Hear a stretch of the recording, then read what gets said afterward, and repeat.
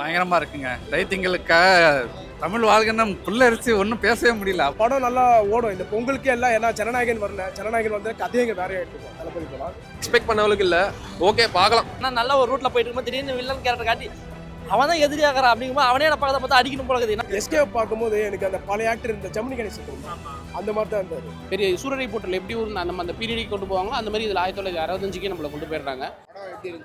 நல்லா இருக்கு ஜி, படம் நல்லா இருக்கு.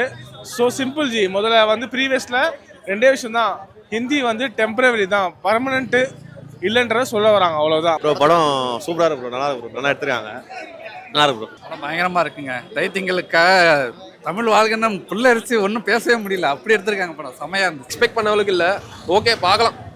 போனா ஜனநாயகம் வரலன்னா இப்போ இதுதான் போய் ஆகணும், வேற வழியில பார்த்து தான் ஆகணும். அதாவது படம் சூப்பர் படம், நம்ம தமிழ்நாடு லெகசி பாருங்க படம். படம் ரொம்ப அற்புதமாக இருந்துச்சு. ட்ரெய்லரை பார்த்து இன்னமும் நினச்சி வந்தேன்.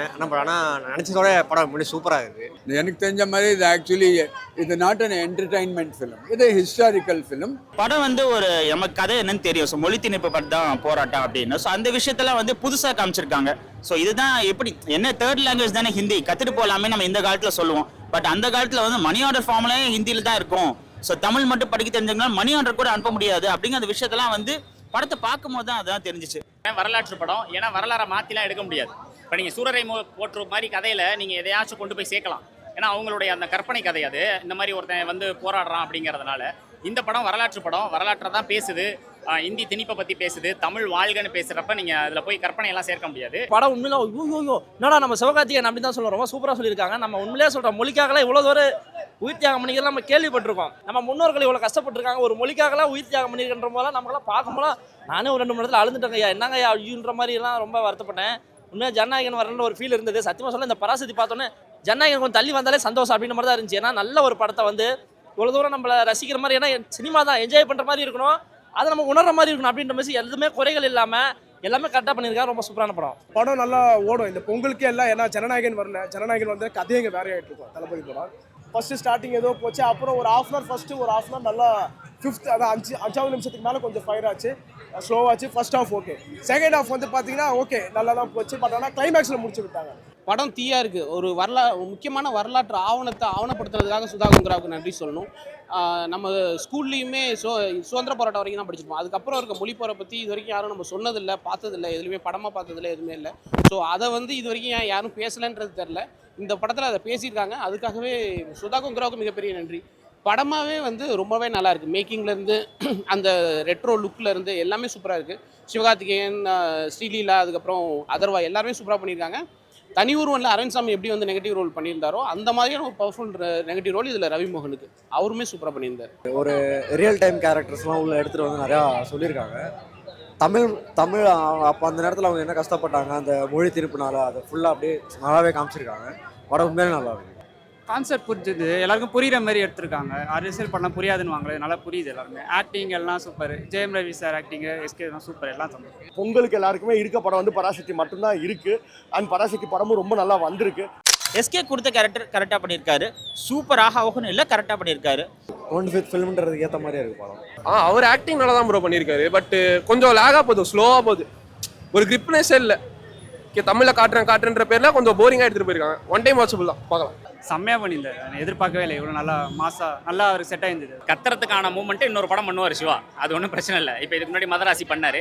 இந்த படம் ஃபுல் அண்ட் ஃபுல் படம் எடுக்கும் பொழுதே இதை சொல்லிட்டாங்க. ஏன்னா இப்போ சிவகார்த்திகேயனுமே அந்த மேடையில் சொல்லும் பொழுது ஒரு வார்த்தை சொல்லியிருப்பாரு, தமிழ் மொழிக்கு பெருமை சேர்க்கிற மாதிரி தான் அந்த படம் இருக்குன்னு. இதில் வந்து மாஸ் மூமெண்ட்டும் இருக்குது, ஒரு சில விஷயங்கள் இருக்குது. இனிமேல் பண்ணுறது தான் எஸ்கே. ஆனால் இப்போ வர எல்லா படமும் நல்லா தான் இருக்குது. இப்போ இதுவும் அந்த மாதிரி நினச்சி தான் வந்து பார்த்தா அதோட நல்லா சூப்பராக இருந்துச்சு. எல்லாரோட ஆக்டிங்குமே பயங்கரமாக இருந்தது. எல்லாரோட ஆக்டிங்குமே சொல்லணும்னா ரொம்பவே நல்லா இருந்தது. எஸ்கே சார் ஆகட்டும், ரவிமோகன் சார், அதர்வா சார், எல்லாருமே. அப்புறம் சின்னதாக நிறைய பேர்லாம் வந்தாங்க, அவங்களோடதுமே அதெல்லாம் அன்னைக்கு கேமியோஸ் அந்த மாதிரி சிலது வந்தாங்க, அதுவுமே பயங்கரமாக இருந்தது. எஸ்கே பார்க்கும்போது எனக்கு அந்த பழைய ஆக்டர் இந்த ஜெமினி கணேசன் தெரியுமா, அந்த மாதிரி தான் இருந்தார். ஸோ ஆக்சுவலாக அவர் காமெடி ஆக்டர் இல்லை, சீரியஸான ஆக்டர் அவர், அந்த மாதிரி இருந்தார். பட் சூப்பராக இருந்தது எஸ்கேவோடைய அந்த லுக் வைஸ் அண்ட் அதர்வாவாக இருக்கட்டும். ரவிமோகன் ஒரு 60% ஆஃப் படத்தில் வந்துட்டு போறாரு. என்னப்பா கொடுத்த காசுக்கு நடிக்க மாட்டியாப்பா அப்படின்னு தான் தோணுச்சு. பட் லாஸ்ட் 40 minutes வந்து துப்பாக்கி அவர் தீபாவளி துப்பாக்கி மாதிரி கையில் கொடுத்துட்டாங்க. டம்ம எல்லாம் சுட்டு போனதுனால அந்த ஒரு ஈவில் விஷயம் வந்து தெரிஞ்சிச்சு. ஓகே, லாஸ்ட் 40 மினிட்ஸ் கொடுத்த வில்லன் ரோல் கரெக்டாக பண்ணியிருக்காரு அப்படின்னு தோணுச்சு. அவர் வில்லனிசம் நல்லா இருக்கு, ரொம்ப நல்லா இருக்கு. ஏன்னா சைலண்டாகவே வில்லனிசம் பண்ணுறாரு. மதராசிக்கு சொல்லியிருந்தேன், வில்லனுக்கு ஈக்குவலாக எந்த படத்துக்கு நம்ம வந்து ஸ்கோப் கொடுக்குறோமோ அந்த படம் வந்து ஹிட் ஆயிரும் அப்படின்னு. அதே மாதிரி இதில் வந்து வில்லனுக்கான ரோல் நல்லா இருக்கு. ரவி மோகன் நல்லா பண்ணியிருக்காரு. ஜெயம் ரவி அவர் வந்து ஃபர்ஸ்ட் டைம் வில்லனா பண்ணியிருக்காரு. ஸோ நல்லா இருக்கு ப்ரோ, ஆப்ட் ஆயிருக்கு. ஜெயம் ரவி நல்லா பண்ணியிருக்காரு. மற்றபடி இந்த லவ் போர்ஷன் சாங்லாம் கொஞ்சம் ரொம்ப கிரிஞ்சா இருந்தது. பயங்கரமான வில்லனா நடிச்சிருக்காரு. ரொம்ப ஒரு பவர்ஃபுல்லான ரோல் தான் அவருக்கு. எதுக்குங்க அந்த மாதிரி? சரி, ஓகே, அவரோட சினிமா தான் அப்படின்ற போது நம்ம தப்பாக சொல்லக்கூடாது. ஏன்னா நல்ல ஒரு ரூட்டில் போயிட்டு இருக்கும்போது திடீர்னு வில்லன் கேரக்டர் காட்டி அவன் தான் எதிரியாகிறான் அப்படிங்கும்போது அவனே நான் பக்கத்தை பார்த்து அடிக்கணும் போல இருக்குது. என்னடா இவ்வளோ தூரம் நம்ம வந்து மொழிக்காக எல்லாரும் போராட்டாங்க, சிவகார்த்திகேயன் அதர்வா அப்படி இப்படின்ற போது இவன் ஒருத்தன் மட்டும் எதிர்க்கிறானே அப்படின்ற மாதிரி ஒரு மாதிரி ஆச்சு. ஆனால் உண்மையாக படம் தான் நல்லா பண்ணியிருக்காங்க. புது எக்ஸ்பீரியன்ஸாக இருந்தது, நல்லா இருந்தது படம் பார்த்து. நல்லா பண்ணியிருக்காரு. அவரும் சூப்பராக பண்ணியிருக்காரு. எல்லாமே செம்மையாக பண்ணியிருக்காங்க. ஜெயம் ரவி சார்லாம் மாதிரி நெகட்டிவ் ரோல் சூப்பர், டைலாக்லாம் பயங்கரமாக, டெலிவரிலாம் சூப்பராக நல்லா செம்மையாக பண்ணி. அண்ட் ஜெயம் ரவி தான் நான் ரொம்ப லைக் பண்ணி பார்த்தேன். ஆக்சுவலாக அவர்கிட்ட இருந்து எதிர்பார்க்கல இந்த மாதிரி ஒரு வில்லன்ஸ் தான். இப்போ நம்ம தமிழ் சினிமாவில் தலை வந்து பேஸ் வாய்ஸ் எடுத்தால் பயங்கரமாக இருக்குது. அதுக்கப்புறம் நான் இவர்கிட்ட தான் நான் பார்த்தேன். ஜிவியோட 100th மூவி பாட்டு ஓகேவா இருந்துச்சு. பட் தியேட்டரோட கேட்கும்போது நல்லா இருந்துச்சு. தியேட்ரிக்கல் படம் தியேட்டரில் பார்க்கும்போது நல்லா இருக்கும். ஓடிடியில் எப்படி இருக்கும்னு கொஸ்டின் மார்க் தான். எல்லாமே ஜிவி பிரகாஷ், ஐயோ ஜிவி பிரகாஷ் தான் ப்ளஸ் படத்தில் எங்கேயுமே வந்து நம்மளை வந்து போர் அடி, ஓ இந்த தேவைக்கு இந்த விஷயம். அது இல்லாமல் பார்க்கும்போது அந்த ஜென்ரேஷனில் என்னென்ன பொருட்கள் யூஸ் பண்ணியிருப்பாங்க அதெல்லாம் நம்ம பார்க்கும்போது என்னடா நம்ம அந்த ஜென்ரேஷனில் இல்லைன்றத ஒரு வருத்தமாக இருந்துச்சு. உண்மையாக சொல்கிறேன். ஜிவியோட மியூசிக் நல்லா இருக்கு, பேக்ரவுண்ட் மியூசிக் நல்லா இருக்கு. தேவைப்படுற இடத்துல மியூசிக் இருக்கு, நல்லா பண்ணியிருக்காரு. ஜிவி யூஸ்வலாகவே இந்த மாதிரி விஷயங்கள் நல்லா பண்ணிடுவார். மதராசா பட்டணத்திலே பார்த்தோம், இந்த மாதிரி விஷயங்கள்லாம் நல்லா பண்ணிடுவார்.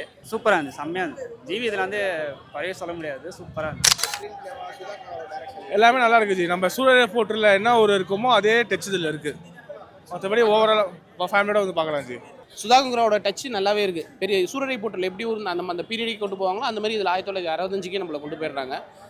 சூப்பராக பண்ணியிருக்காங்க. மேக்கிங்கில் செம்மையாக இருந்துச்சு. ஜிவி மியூசிக்கும் சூப்பராக இருந்துச்சு. அப்படியே ரிஃப்ளெக்ட் ஆயிருக்கு. ரியல் லைஃப்பில் இது வரைக்கும் யாருக்கும் தெரியாத விஷயங்களெல்லாம் டாக்குமெண்ட் பண்ணியிருக்காங்க. பொள்ளாச்சியில் என்ன நடந்துச்சோ அதை அப்படியே டாக்குமெண்ட் பண்ணியிருக்காங்க. அதை வந்து சினிமாட்டிக்காக பண்ணியிருக்காங்க. ஸோ அதுதான் ஒரு டாக்குமெண்ட்ரியாக சினிமாவாக பண்ணியிருக்காங்க. என்ன பாராட்டணுன்ட்டு சுதா கங்காரான ஒரு லேடி 2 நல்ல படம் பண்ணியிருக்காரு. அவங்களுக்கு இந்த மாதிரி படம் ஒரு லேடி டைரக்டர் பண்ணுறாங்கன்னு நாங்கள் ரொம்ப பாராட்டணும். இது நல்லா பண்ணியிருக்காங்க.